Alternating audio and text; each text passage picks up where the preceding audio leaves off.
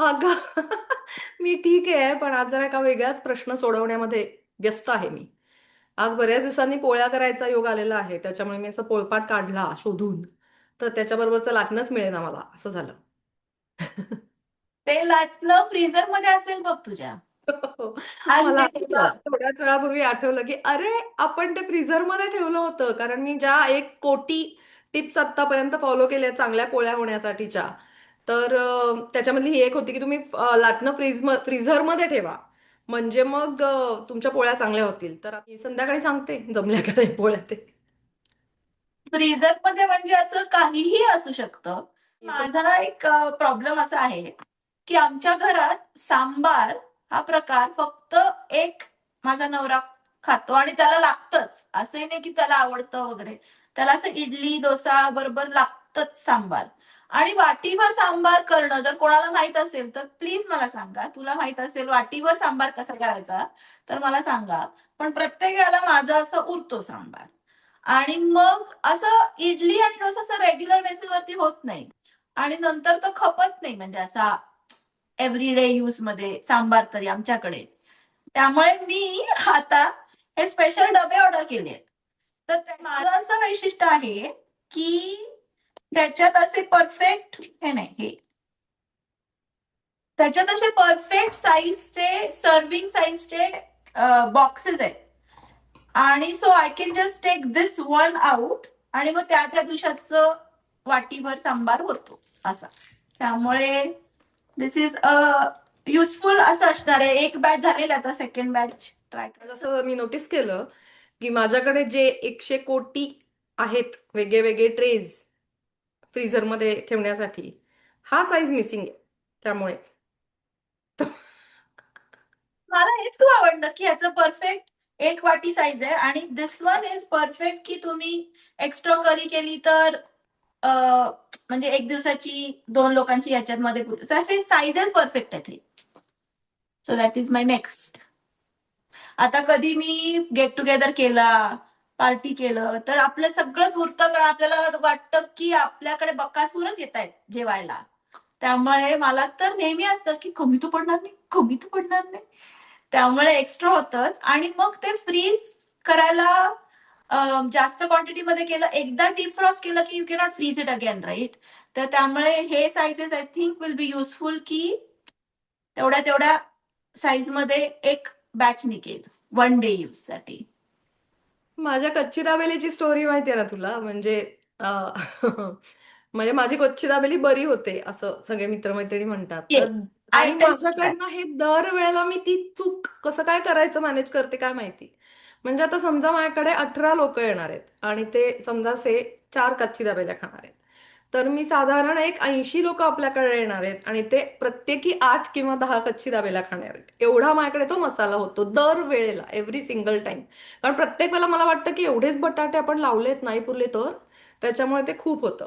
मग दर वेळेला ही लोक जी सगळी खातात वगैरे आणि मग मी त्यांच्याबरोबर 4-5 या सगळ्या आळशी ज्या माझ्या मैत्रिणी आहेत ना, त्या नुसता मसाला घेऊन जात नाहीत.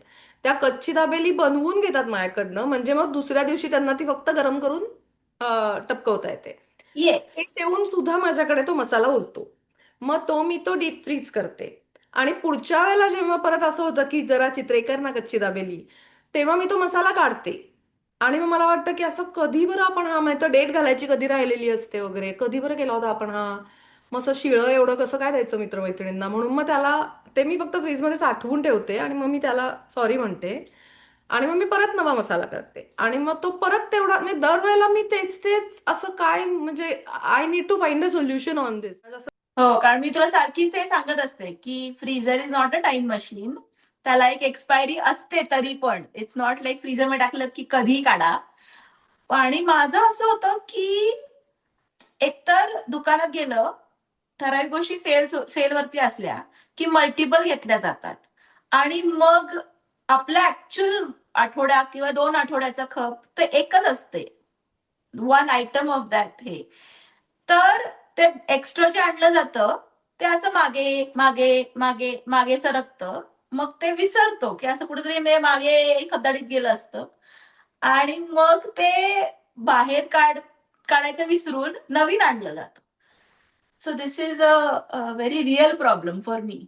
मला तर आमच्या घरामध्ये क्यूब लेडी असं म्हणतात माहिती आहे ना मी तुला म्हणजे आमच्याकडे सगळ्याचे क्यूब असतात सगळ्याचे म्हणजे आता उदाहरणार्थ पेस्तो आणायचा असेल तर ती पेस्तोची अख्खी बाटली आणि कॉस्कोतला पेस्तोची चव खूप भारी असते म्हणजे इतर आम्ही जे काय ट्राय केले त्याच्यापेक्षा त्यामुळे ती मोठी आणली जाते मग ती मोठी संपत नाही त्यामुळे लगेचच मी त्याचं काय करते की आता आणली बुवाई पेस्तोची बाटली मग ती वापरली थोडी काय 2-4 चमचे मग उरलेल्याचे मी लगेच क्यूब करून ठेवते म्हणजे आईस क्यूबच्या ट्रेमध्ये मग त्याच्यावर पेस्तो आणि डेट असं टाकून मी शक्यतो ती डीप फ्रीजला टाकते आणि ती आमच्याकडे बऱ्यापैकी वापरली जाते मला घरी जास्त करून ठेवते मग ते मी डीप फ्रीज करून ठेवते म्हणजे मग पनीर जर रेडी असेल तर 5 क्यूब टाकले की विषय संपला पण या क्यूबचे काही फ्लॉप शोज पण माझे होतात बरेच आणि तर मी भयंकर मोठ्या संख्येने फ्लॅक्सीड्सचं जे जेल तयार होतं ना जे की आपण म्हणजे स्ट्रेटनर म्हणून वापरू शकतो किंवा हीट प्रोटेक्टर म्हणून पण वापरू शकतो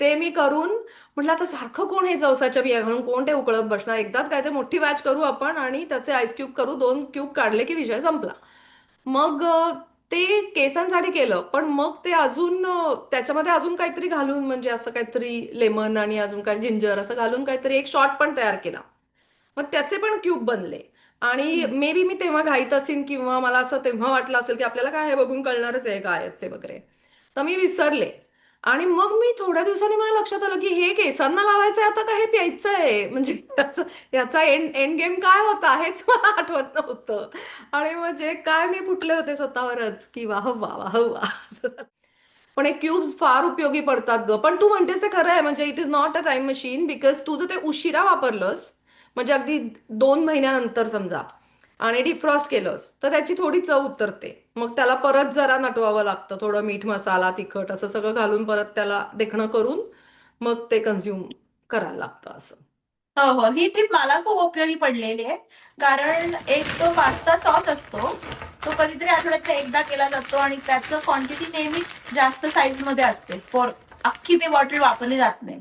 तर त्याचे cubes have been very useful for me, की ते नेहमी माझं उघडायचे, वाया जायचं. Salsa is another thing. कधीतरी आपण चिप्स अँड साल्सा खातो, तर ते एक क्यूब्स मध्ये इट इज गुड.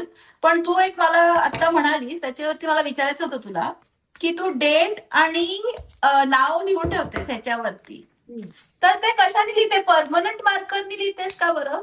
म्हणजे मी ना मी ते हे वापरते पेंटर स्टेप असते ना पेंटर स्टेपवर मार्करने लिहून ठेवते म्हणजे मग विषय संपला की पेंटर स्टेप काढली की विषय सगळं इट इज न्यू कारण त्याच्यामुळे मला एकदम ते आठवलं की आपला जो मित्रांचा ग्रुप आहे त्याच्यात एक विशेष माणूस आहे, त्यांनी मसाल्याचे स्पेसिफिक डबे आणले होते, आठवतंय का तुला? आणि त्याच्यावरती त्यांनी परमनंट मार्करनी सगळ्या झाकणांवरती लिहिली होती. आणि एकदम म्हणजे असं मस्तानी हंडी मसाला वगैरे असा जो कधीतरी एकदा येतो वगैरे. आणि त्याची बायको इंडियात होती. इंडियात आल्यानंतर की हे काय झालं आणि ह्याच्यावरती मस्तानी पनीर हंडी मसाला परमनंट मार्करनी. ती इतकी हताश झाले, म्हणजे ते झाकण वाया गेलं. आता त्याच्यामध्ये काही असू शकतं, त्या पनीर हंडी मसाल्यामध्ये जिरे पूड असं काय, कारण कोण म्हणतं on a regular basis paneer handi masala वगैरे मस्तानी मसाला. पण खरंय अजून मी काय काय केलंय सांगते तुला थांब क्यूब्स अजून कसले कसले केलेत ते मी ते एबीसी ज्यूस असतो ना तो ऍपल बीट आणि कॅरट ज्यूस मग रोज कोण ते फिरवत बसणार मोठी बॅच करा मोठी बॅच केली पटापटा क्यूब केले 2 टाकले विषय संपला असं त्याच्यानंतर अतिशय देखणी दिसणारे जे गोकर्ण आता यायला लागतील तुम्हाला दाखवीन सगळ्यांना बागेमध्ये तर त्याचं सरबत अप्रतिम होतं अप्रतिम आणि त्याचा कलर तर म्हणजे एकदम फारच महान येतो हे चिंचेची चटणी पुदिन्याची चटणी या सगळ्याचे क्यूब्स पण खूप भारी उपयोगी पडतात येस, त्या दिवशी आपण लाईव्ह डेमॉन्स्ट्रेशन दिलं आपल्या मैत्रिणीला, तिने जे काय पाणीपुरीसाठी बनवलं होतं. त्यामुळे ती एकदम ह्याचे क्यूज होऊ शकतात, एकदम खुश झाली ती की काहीतरी उपयोगी पडेल. पण मी जसं म्हणलं मगाशी की माझं असं एक्स्ट्रा आणलं जातं आणि मग मागे जातं, मग पुढे परत आणलं जातं, परत मागे जातं. तर मला असं वाटलं की माझा फ्रीज ना चुकीचा आहे, म्हणून असं होतं. It's not my fault, it's never my fault. माझी नाही चूक याच्यामध्ये काही, फ्रीज चुकीचा आहे. म्हणून आता मी हा वेगळा फ्रीज आणलाय. तो युजली इकडे US मध्ये जो फ्रीज मिळतो जो स्टँडर्ड त्याचं आय थिंक हे असतं सेटअप की वरती फ्रीज असतो, त्याला दारं असतात कशी बशी, आणि मग खालचे ते फ्रीझर सेक्शन असतात त्या असा मोठा ड्रॉवर असतो तो ओढायचा आणि मग त्याच्यात खूप असं असतं आणि मग ते असं खाली खाली मागे मागे जातं. तर आता नवीन जो आहे, नवीन म्हणजे 3-4 इयर्स अगो, तर त्याच्यात कसं आहे की ते पण असं फ्रीझर सेक्शन पण त्यांनी असं कपाटासारखं केलंय आणि मग त्याला ड्रॉवर जे छोटे छोटे ड्रॉवर आहेत ते येतात. तर मग मला वाटलं ऑर्गनायझेशन की त्या ड्रॉवर मध्ये मग आपण ह्याच्यामध्ये असं नीट ह्या पद्धतीच्या गोष्टी ठेवू, मग भाज्या फ्रोझन भाज्या इकडे ठेवू, मग जे आपण जे क्यूब्स वगैरे केले ते इथे ठेवू, असं सगळं एकदम डोक्यात ऑर्गनायझेशन होतं. पण अगेन हंबली मला असं म्हणावं लागतंय की माझी चूक असल्यामुळे अजूनही त्या शेल्सच्या मागे गोष्टी जातात आणि मी फक्त समोर समोरच्या गोष्टी घेते. त्यामुळे हाही फेल गेलेला आहे फ्रीज माझ्यासाठी.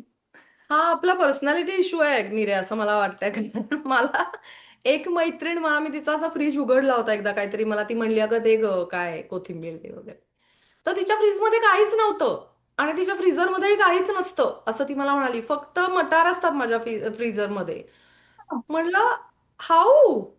Again freezer is not a time machine. तर आपण जसं वापरतो अब्युज करतोय फ्रीझरचं, पण अगेन इथली लाईफस्टाईल आणि आपल्याला जसं जमतं तसं वी आर मॅनेजिंग राईट. असं कोणी मुद्दाम करत नाहीये, बट आपल्याला जसं ज्यांना जसं मॅनेज होतं ते मॅनेज दॅट वे. सो आमच्या चॅनलला तुम्ही सबस्क्राईब केलंच असेल, नसेल केलं तर नक्की करा, कारण असे टिप्स आम्ही शेअर करत राहू आणि मज्जा आमच्या लाईफस्टाईल मधल्या मज्जा शेअर करत